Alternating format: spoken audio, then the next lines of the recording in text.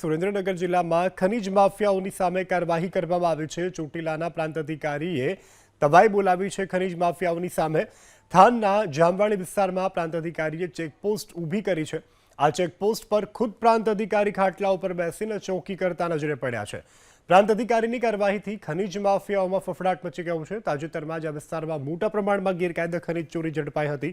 Checkpost કાર્યરત થતાં ગેરકાયદેસર ખનન પ્રવૃત્તિ કરતા ખનન માફિયાઓમાં અત્યારે ફફડાટ મચી ગયો છે। થાનગઢ તાલુકાના જામવાળી અને ભડુલા વિસ્તારમાં જે આજથી મહિના પહેલાં ખૂબ મોટા પ્રમાણની અંદર જે ગેરકાયદેસર કાર્બોસેલનું ખનન અને વહન થતું હતું તે સંપૂર્ણપણે બંધ કર્યું છે। આપણી સતત જે રેડ પાડી છે અને રેડ દરમિયાન જે પણ કાંઈ જથ્થો જપ્ત કરેલો હતો તમામ જથ્થો પણ આપણે મામલતદાર કચેરીએ ખસેડી દીધો છે।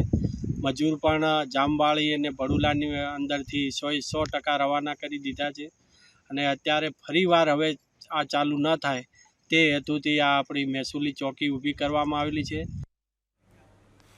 ધારાસભ્ય મહેન્દ્રભાઈ પાંડલિયા આપણી સાથે ફોન લાઈનથી જોડાયા છે। મહેન્દ્રભાઈ, સ્વાગત છે આપનું અસ્મિતા ન્યૂઝમાં। જી નમસ્તે।